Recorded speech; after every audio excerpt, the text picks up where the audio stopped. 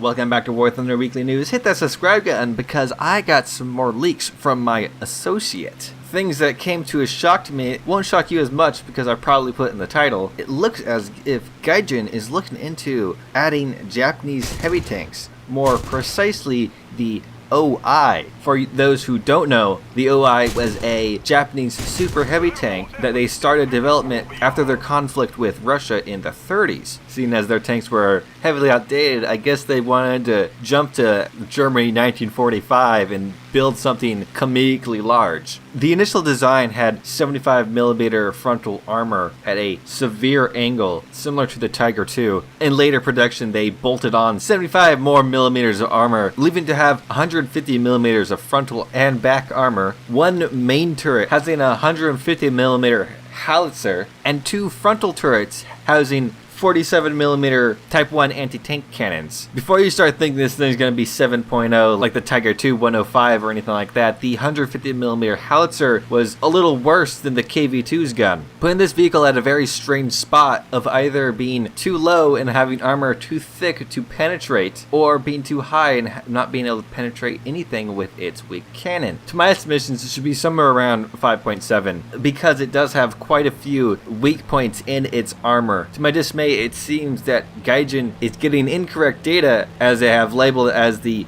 45 tons and 120 tons, while the end result of the tank was weighing in at 150, though perhaps my information is incorrect on this. One thing that made me more believe this leak a bit more is that my associate also stated this message stating that in March of 1945 it was sitting around somewhere in some field, later stating that it was possible found by the Americans. It's rather evident that my associate has not looked into the OI much, but his information is reinforced by a comment left by my Waffentrager, a past Gaijin researcher, stating the same thing, that in March 1945 it indeed was lying in some field. Beyond that, it was probably thrown in a lake or scrapped, as the Japanese seem to do. And no, my associate is not my. If it was though, that would be astonishing.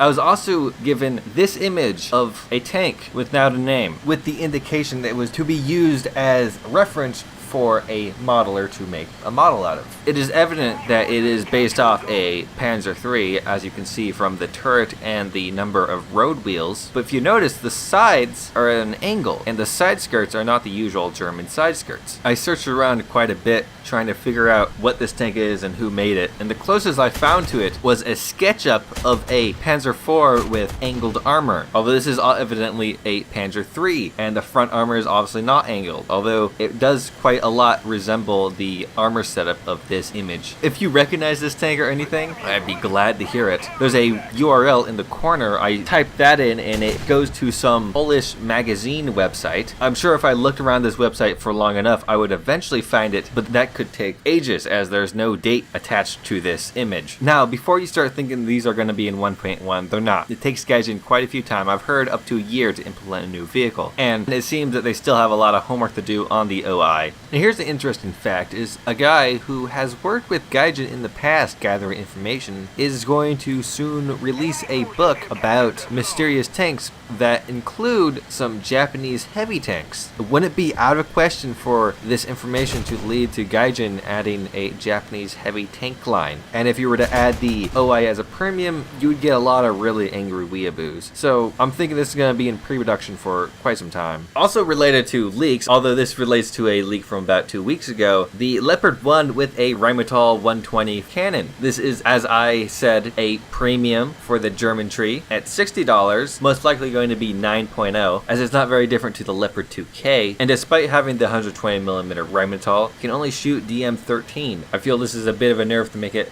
less pay to win. Now, there's been a bit of a confusion on the name of this tank. Gaijin is calling it a Leopard 1 with a Rheinmetall 120mm L44. I called it in my video a Leo A16 because when it was leaked to me, the leaker stated that there's going to be a Leo with a 120mm cannon, and I made the assumption that would be the Leo A16 because that is a Leo 1 with a 120mm cannon. I was unaware that there is actually a Leo 1 with a 120mm cannon that is not the A16, but on top of that, it seems Gaijin either screwed up the model or screwed up the name, as one of my my community members discussed on their Reddit with another person that not everything is falling into line. Though the name doesn't matter too much, what matters more is whether it has a stabilizer or not, as some people have theorized it doesn't have a stabilizer, though on the video that they showed in the dev blog, the cannon isn't shaking around much at all, leaving me to believe that it does indeed have a stabilizer. Now, my opinion on essentially rank 6 premiums, I personally don't like them, but I don't want people to feel like they aren't allowed to buy a vehicle that they want to buy because it's immoral or something weird like that. If you want to get it, go get it. If you don't want to get it, whatever. I'm not in control of everyone who's going to purchase it, neither are you, so trying to impose moral restrictions and hoping to prevent the game from collapsing in on itself is pointless, and you're really just putting restrictions on yourself and your own possible enjoyment. If you have the money to spend and you want it, go ahead and buy it. If the game dies because of that, that's a fault on the developers, not the community. But in relation to that, it seems Gaijin has taken a note that maybe perhaps a portion of the community has an issue with essentially rank 6 premiums being sold. And there was a very important changelog that I don't know if it got enough cover, stating that from now on, players that lack experience in certain types of vehicles, ground vehicles, or aircraft will have beginner mode, where only one difficulty mode is available for activation. This mode allows you to familiarize yourself with the rules of the game before moving into more complex game modes. This is obviously to prevent people who buy the XM1, jump into 9.0 RB and get their back holes handed to them and decide that the game is awful, when really they just need to get good. From my understanding, it locks them into arcade mode. Perhaps is a bit unfair to hardcore arcade players who now have to deal with all of the pay-to-win noobs. In other dev blogs news, there was a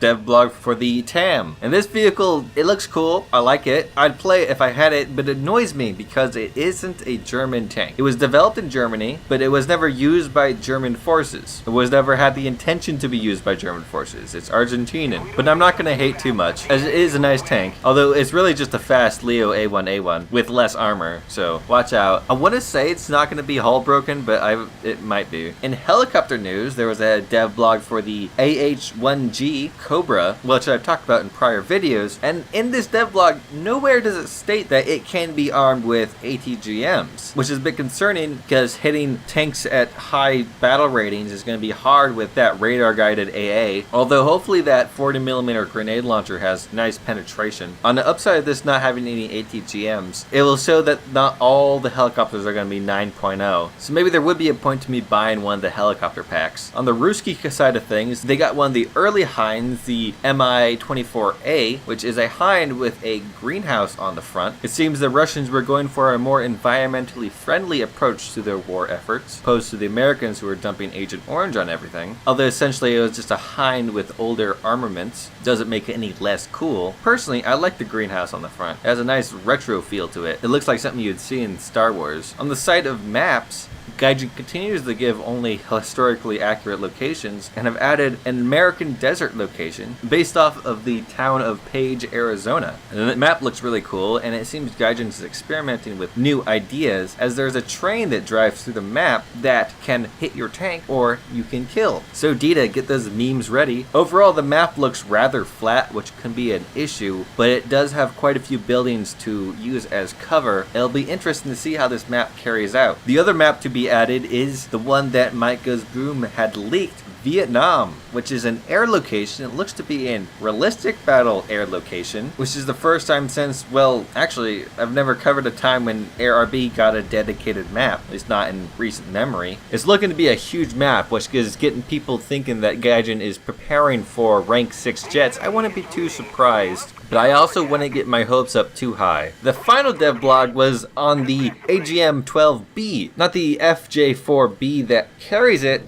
the missile itself. And from what I can assess of other people's videos of these missiles, is that they are awful in a good way, or good in a awful way. Gaijin did not take out the ability to have your camera track your missile, so you can basically use a TV guided missile, and I believe it has a range of like about 5 kilometers. And certain maps you can just sit on your airfield and nuke enemy tanks. Gaijin, please fix this by removing the ability to track the missile with the camera. It's a terrible idea. On top of that, there are other issues, as you can really just use the missiles as dumb rockets and nuke tanks because they have a lot of explosive power. I am still eagerly awaiting a bomber killing montage with them. And that's about everything this week. If you have any comments or concerns, or if I missed anything, hit me up in the comments or on Discord. Hit that like button if you enjoyed the video. Don't hit the like button if you don't like the video. Hit that subscribe button if you want to see any more videos. I make these every Sunday and make random videos throughout the week. So hit that bell icon to be notified anytime I upload anything. Thanks for watching and have a great day.